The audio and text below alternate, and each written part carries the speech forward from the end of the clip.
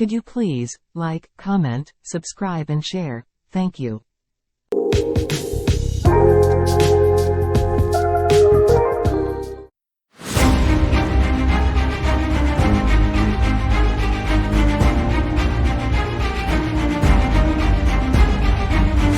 Kitab Kejadian pasal 31, dengan judul perikop pertama, Yakub lari meninggalkan Laban. Kedengaranlah kepada Yakub anak-anak Laban berkata demikian, Yakub telah mengambil segala harta milik ayah kita dan dari harta itulah ia membangun segala kekayaannya. Lagi kelihatan kepada Yakub dari muka Laban, bahwa Laban tidak lagi seperti yang sudah-sudah kepadanya. Lalu berfirmanlah Tuhan kepada Yakub, pulanglah ke negeri nenek moyangmu dan kepada kaummu, dan aku akan menyertai engkau. Sesudah itu Yakub menyuruh memanggil Rahel dan Lea untuk datang ke padang, ke tempat kambing dombanya. Lalu ia berkata kepada mereka, telah kulihat dari muka ayahmu, bahwa ia tidak lagi seperti yang sudah-sudah kepadaku, tetapi Allah ayahku menyertai aku. Juga kamu sendiri tahu, bahwa aku telah bekerja sekuat-kuatku pada ayahmu. Tetapi ayahmu telah berlaku curang kepadaku dan telah 10 kali mengubah upahku, tetapi Allah tidak membiarkan dia berbuat jahat kepadaku. Apabila ia berkata, yang berbintik-bintiklah akan menjadi upahmu, maka segala kambing domba itu beroleh anak yang berbintik-bintik, dan apabila ia berkata, yang bercoreng-corenglah akan menjadi upahmu, maka segala kambing domba itu beroleh anak yang bercoreng-coreng. Demikianlah Allah mengambil ternak ayahmu dan memberikannya kepadaku. Pada suatu kali pada masa kambing domba itu suka berkelamin, maka aku bermimpi dan melihat, bahwa jantan-jantan yang menjantani kambing domba itu bercoreng-coreng, berbintik-bintik dan berbelang-belang. Dan malaikat Allah berfirman kepadaku dalam mimpi itu, Yakub. Jawabku, ya Tuhan. Lalu ia berfirman, angkatlah mukamu dan lihatlah, bahwa segala jantan yang menjantani kambing domba itu bercoreng-coreng, berbintik-bintik dan berbelang-belang, sebab telah kulihat semua yang dilakukan oleh Laban itu kepadamu. Akulah Allah yang di Betel itu, di mana engkau mengurapi tugu, dan di mana engkau bernazar kepadaku. Maka sekarang, bersiaplah engkau, pergilah dari negeri ini dan pulanglah ke negeri sanak saudaramu. Lalu Rahel dan Lea menjawab Yakub, katanya, bukankah tidak ada lagi bagian atau warisan kami dalam rumah ayah kami? Bukankah kami ini dianggapnya sebagai orang asing, karena ia telah menjual kami? Juga bagian kami telah dihabiskannya sama sekali. Tetapi segala kekayaan, yang telah diambil Allah dari ayah kami, adalah milik kami dan anak-anak kami, maka sekarang, perbuatlah segala yang difirmankan Allah kepadamu. Lalu bersiaplah Yakub, dinaikkannya anak-anaknya dan istri-istrinya ke atas unta.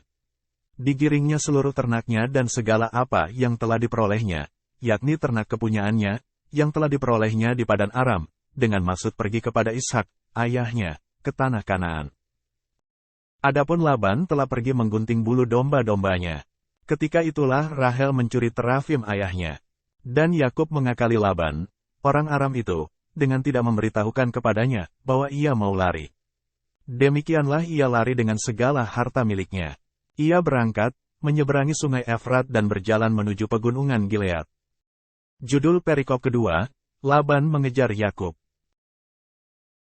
Ketika pada hari ketiga dikabarkan kepada Laban, bahwa Yakub telah lari. Dibawanyalah sanak saudaranya bersama-sama, dikejarnya Yakub 7 hari perjalanan jauhnya, lalu ia dapat menyusulnya di pegunungan Gilead. Pada waktu malam datanglah Allah dalam suatu mimpi kepada Laban, orang Aram itu, serta berfirman kepadanya, jagalah baik-baik, supaya engkau jangan mengatai Yakub dengan sepatah kata pun. Ketika Laban sampai kepada Yakub, Yakub telah memasang kemahnya di pegunungan, juga Laban dengan sanak saudaranya telah memasang kemahnya di pegunungan Gilead. Berkatalah Laban kepada Yakub, apakah yang kau perbuat ini? Maka engkau mengakali aku dan mengangkut anak-anakku perempuan sebagai orang tawanan. Mengapa engkau lari diam-diam dan mengakali aku? Mengapa engkau tidak memberitahu kepadaku, supaya aku menghantarkan engkau dengan sukacita dan nyanyian dengan rebana dan kecapi? Lagi pula engkau tidak memberikan aku kesempatan untuk mencium cucu-cucuku laki-laki dan anak-anakku perempuan. Memang bodoh perbuatanmu itu. Aku ini berkuasa untuk berbuat jahat kepadamu. Tetapi Allah ayahmu telah berfirman kepadaku tadi malam, jagalah baik-baik, jangan engkau mengata Yakub dengan sepatah kata pun.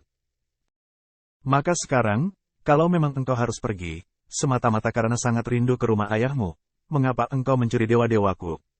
Lalu Yakub menjawab Laban, aku takut, karena pikirku, jangan-jangan engkau merampas anak-anakmu itu daripadaku. Tetapi pada siapa engkau menemui dewa-dewamu itu, janganlah ia hidup lagi. Periksalah di depan saudara-saudara kita segala barang yang ada padaku dan ambillah barangmu. Sebab Yakub tidak tahu, bahwa Rahel yang mencuri terafim itu. Lalu masuklah Laban ke dalam kemah Yakub dan ke dalam kemah Lea dan ke dalam kemah kedua budak perempuan itu, tetapi terafim itu tidak ditemuinya. Setelah keluar dari kemah Lea, ia masuk ke dalam kemah Rahel. Tetapi Rahel telah mengambil terafim itu dan memasukkannya ke dalam pelana untanya, dan duduk di atasnya. Laban menggeledah seluruh kemah itu, tetapi terafim itu tidak ditemuinya. Lalu kata Rahel kepada ayahnya, janganlah Bapa marah, karena aku tidak dapat bangun berdiri di depanmu, sebab aku sedang haid. Dan Laban mencari dengan teliti, tetapi ia tidak menemui terafim itu. Lalu hati Yakub panas dan ia bertengkar dengan Laban.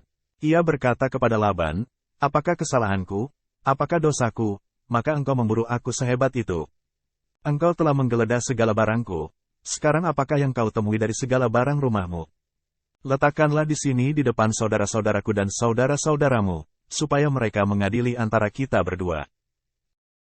Selama 20 tahun ini aku bersama-sama dengan engkau, domba dan kambing betinamu tidak pernah keguguran dan jantan dari kambing dombamu tidak pernah kumakan. Yang diterkam oleh binatang buas tidak pernah kubawa kepadamu, aku sendiri yang menggantinya, yang dicuri orang, baik waktu siang, baik waktu malam, selalu engkau tuntut daripadaku. Aku dimakan panas hari waktu siang dan kedinginan waktu malam, dan mataku jauh daripada tertidur. Selama 20 tahun ini aku di rumahmu, aku telah bekerja padamu 14 tahun lamanya untuk mendapat kedua anakmu dan 6 tahun untuk mendapat ternakmu, dan engkau telah 10 kali mengubah upahku. Seandainya Allah ayahku, Allah Abraham dan yang disegani oleh Ishak tidak menyertai aku, tentulah engkau sekarang membiarkan aku pergi dengan tangan hampa, tetapi kesengsaraanku dan jerih payahku telah diperhatikan Allah dan ia telah menjatuhkan putusan tadi malam. Judul perikop ketiga, perjanjian antara Yakub dan Laban.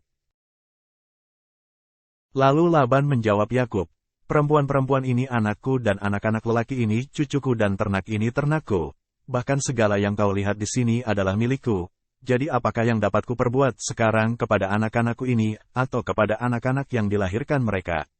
Maka sekarang, marilah kita mengikat perjanjian, aku dan engkau, supaya itu menjadi kesaksian antara aku dan engkau.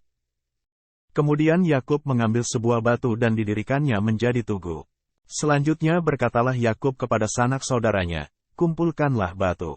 Maka mereka mengambil batu dan membuat timbunan. Lalu makanlah mereka di sana di dekat timbunan itu. Laban menamai timbunan batu itu Yegar Sahaduta, tetapi Yakub menamainya Galet. Lalu kata Laban, timbunan batu inilah pada hari ini menjadi kesaksian antara aku dan engkau. Itulah sebabnya timbunan itu dinamainya Galet.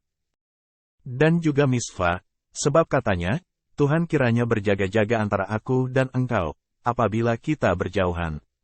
Jika engkau mengaibkan anak-anakku, dan jika engkau mengambil istri lain di samping anak-anakku itu, ingatlah, walaupun tidak ada orang dekat kita, Allah juga yang menjadi saksi antara aku dan engkau. Selanjutnya kata Laban kepada Yakub, inilah timbunan batu, dan inilah tugu yang kudirikan antara aku dan engkau. Timbunan batu dan tugu inilah menjadi kesaksian, bahwa aku tidak akan melewati timbunan batu ini mendapatkan engkau, dan bahwa engkau pun tidak akan melewati timbunan batu dan tugu ini mendapatkan aku, dengan berniat jahat. Allah Abraham dan Allah Nahor, Allah ayah mereka, kiranya menjadi hakim antara kita. Lalu Yakub bersumpah demi yang disegani oleh Ishak, ayahnya. Dan Yakub mempersembahkan korban sembelihan di gunung itu. Ia mengundang makan sanak saudaranya, lalu mereka makan serta bermalam di gunung itu.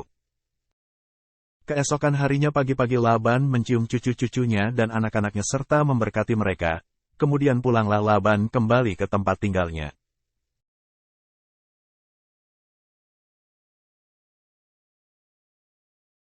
Could you please like, comment, subscribe and share? thank you.